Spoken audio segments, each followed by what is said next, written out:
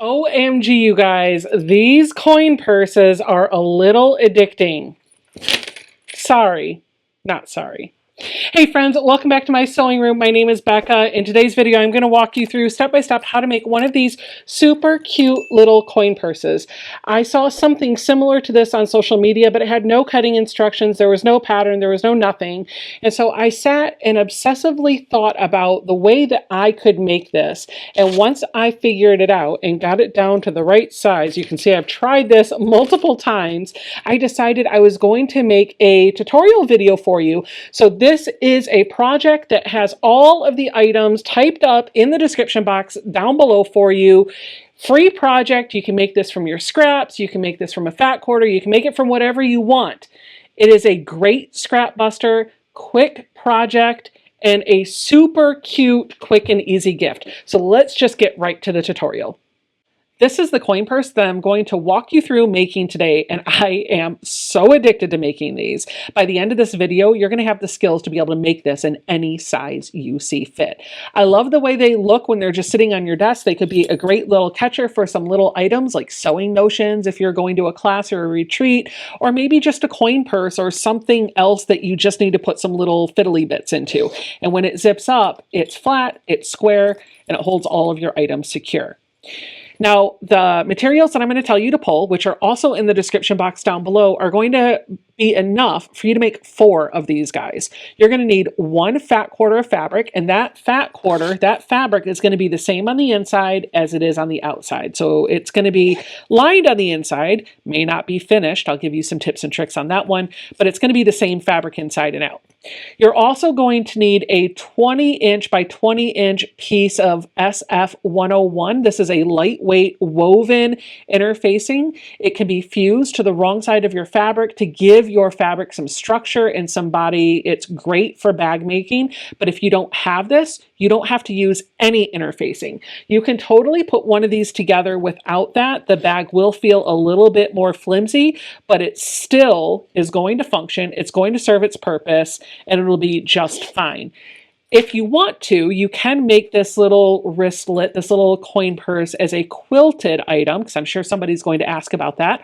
All you would want to do is take your fat quarter, place a scrap piece of batting behind it, and just quilt it up. You don't have to worry about putting a backing fabric on it unless you want to. Just know that whatever you put on the backing is not going to be seen because of how we construct this coin purse, and we'll get to that in just a moment.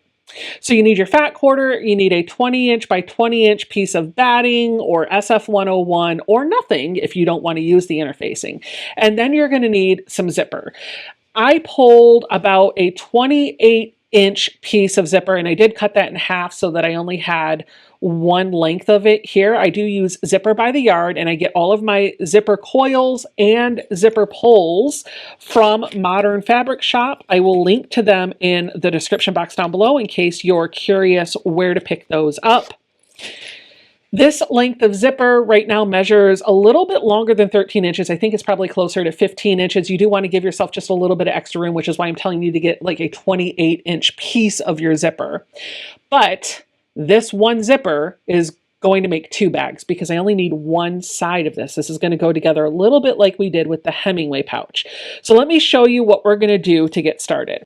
The first thing that we're going to do is cut off a 9-inch by 9-inch piece of our fabric and a 9-inch by 9-inch piece of our interfacing. And I actually like to fuse my interfacing to my fabric before I cut it down. So I'm just going to make sure that I've got 9 inches of space here. Yep, I sure do. I wanted to make sure I had at least 9 inches of that SF101 before I started cutting into this. So let's pull this over here. I'm going to use a hot dry iron and press this SF101 onto the fabric. I have the bumpy side of this SF-101 down facing the fabric. That bumpy side is where all the glue is. I'm just taking my iron on a high setting and I'm running it over all of this SF-101, which is going to cause it to melt and bond and adhere to the wrong side of the fabric. Now I don't need to do the entire length of this because I'm only going to make one of these on camera. So I'm just going to press an area that's going to give me that 9-inch square. Once I feel like that's been adhered properly, I can stop and pick this up, go to a corner where the SF-101 is, and if this is not flaking up, then I know it's on there nice and good and we should be okay. Once that's ironed on, we're going to take this over to our cutting mat, come in with a ruler and a rotary cutter, and we're going to measure out a 9-inch square of the fused interfaced fabric and just cut that out.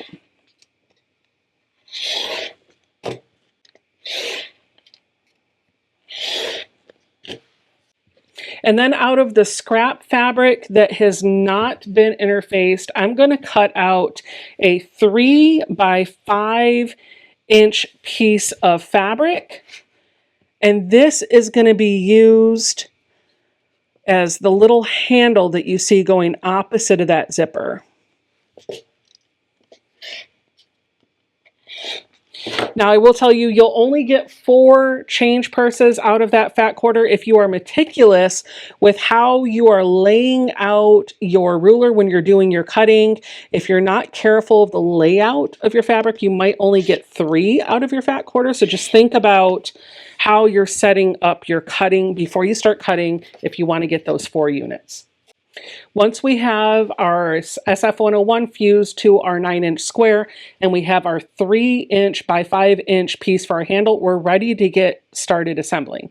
First thing I'm going to do is take this square and fold it on the diagonal from one corner down to the other. Now this is a little forgiving, so if your corners don't match up absolutely perfectly, you're going to be okay. I like to finger crease that and then come in with a hot iron and really get that crease to lay nice and flat. Then I will set this aside. Now we're going to use this piece to make our handle. We're going to fold the long edges to match each other and crease down the middle, and then open that back up. And each of those long edges we're going to fold in to meet in the middle.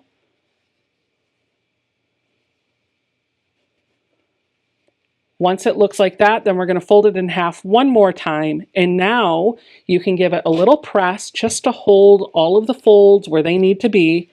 And take this back over to the sewing machine. And we're going to stitch along each edge of that handle.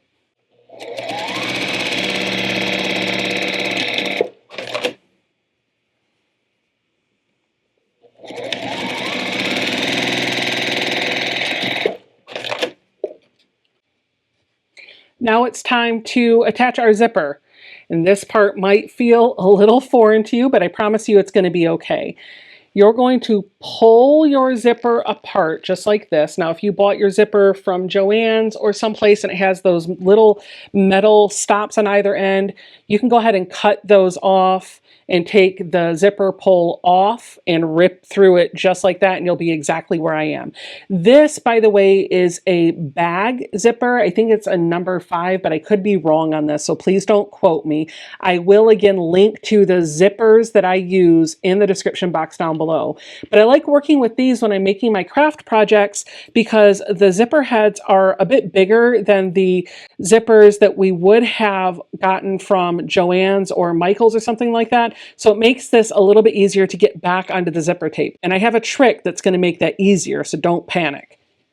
Once we have our half of our zipper tape, I like to make sure that it's at least an inch or two longer than this diagonal seam. I've cut several inches here that I probably don't need. Maybe is a little wasteful, but it'll be okay. We're going to take this fold and butt it right up against the teeth of that zipper tape, and we can clip this into place or use some double-sided sticky tape underneath here, or some fabric glue, or some pins, whatever works for you. But you know what works for me? Just holding it, because this is forgiving and it's going to be okay. And I'm going to put the edge of my foot, now I do have it's like a 1/4 inch foot, that's about a 1/4 inch away from the needle.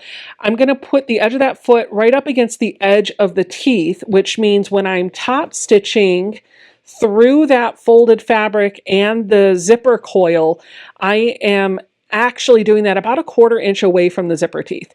So I'm going to hold this down here with my finger. I'm going to keep the fabric butted up against the teeth of the zipper, and I'm just going to go slow. And then as the zipper coil and the fabric are being pulled in by the machine, I'm just going to use my fingers to kind of push that zipper coil up next against the fold of the fabric.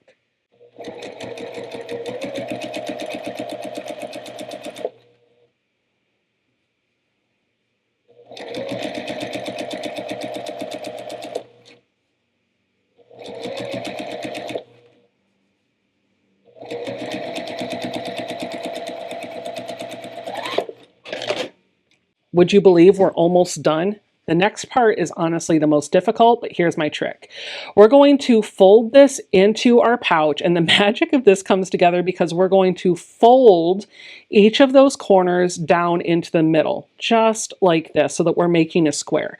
Now, when I do this, I do look at this zipper tape to make sure that those coils are meeting perfectly on this corner down here. Again, you don't have to worry about that. You can have it askew if you'd like to, and you can even make this a different shape. So if I wanted this to be more rectangular, I could do something like this, which looks a lot like one of those Hemingway pouches, right? Either way totally works, and you can do this with any size square. So I'm going to line up my zipper tape right here on both sides, and then I'm just going to kind of give this a little crease. I'm going to grab a couple of clips to hold that in place for me. This can be my third hand, just a bit. Then I'm going to grab my zipper head, and I'm going to put it on one side first. Now I want to show you, I have turned this around so that the zipper tape is coming towards me, not going away from me. This means that the muscle memory that I am using is very much like the same muscle memory that I learned when I was learning to zip up a coat. This makes it so much easier for me. If I keep one length of my zipper just a little bit longer than the other, then that lets me put it on one side and pull it up a bit of the way. And then when it gets to the point where it's lined up with the other one that's shorter, then I'm going to pick it up and I'm going to do the same motion that I would have done to zip up a jacket. I'm going to feed that zipper coil in, and once it's in there, I'm going to hold both pieces and just pull. Simple. No thingamajig needed, no messing, no muss, no fuss. Like, that was so easy. Turn it around, have it come towards you, have a length a little bit longer, start it, get to where that shorter piece is, and then just do the zip up your coat method all the way towards you. Once you have your zipper pull fully installed, your next step is to determine whether or not you want the seams inside of this to be finished. Let me show you what I mean. I have two pouches that I made earlier today here for you, and I want to call your attention to the seams that are inside. Both of these bags are turned inside out. This one I finished with some French seams, which allowed the seam along this edge and this edge to be nice and clean and tidy and not have any fraying. However, I didn't do anything to the wristlet part, and so that is raw edges, and this area could fray. So just kind of keep that in mind. If you want to finish off your seams with French seams, you might want to think about a different way to make this little handle if this is going to bother you. The other way that you could do it is just to sew the bag together and to leave the raw edges on the inside. If you choose this method, you can just straight stitch across, though know that the inside of those seams will fray over time. And you can reduce that fraying by going over this stitching with a zigzag, maybe taking it to your serger, or even just taking some excess binding that you may have laying around the house to just bind those two edges, very much like what we did in the Hemingway pouch. For this pouch, I am going to leave the seams unfinished because the fabric is attached to some SF101, and that interfacing I feel like is going to help control that fraying over time. I think it's going to be fine. Now I'm going to tell you, when I first started sewing, I made a bag similar to this style where it was one piece of fabric folded a certain way and it left the inside of the bag with raw edges. That bag has held up for years with no problem. The amount of fraying that you have inside of here is minimal. So let me show you what I'm going to do. I'm going to turn my bag inside out. I'm going to leave the zipper open just a bit. That's going to make it easier for me to flip this. I'm just going to give that a push. Then I am going to line up my raw edges on this side and this side. I'm going to kind of finger crease that down. I'm going to bring a clip in to hold each side so that I don't have to worry about trying to finagle that while I'm doing my last step.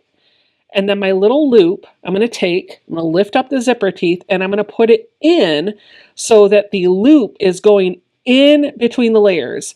And I want that to kind of lay right on top of the zipper tape because I want it to look like it's extending off of the zipper tape. But if you don't get that perfect, don't worry about it. You're going to be okay.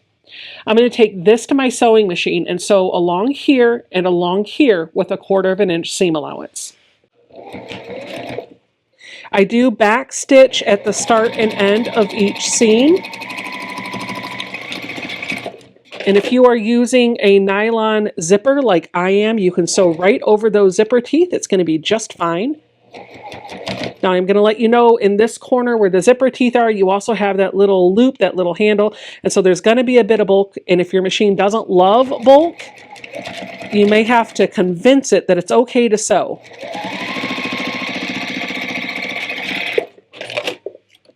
Once that's sewn together, I'm going to come in and trim off my excess zipper tape. And then I'm actually going to look right here where I have this bulk, and I'm going to try to trim away some of that bulk, that handle, the zipper tape, and the bag material at kind of a slanted taper of an angle. That's just going to help make this point a little bit more pronounced. Now I'm done. All I have to do is turn this right side out and give it a good poke with a tool that's going to help make these corners pop out.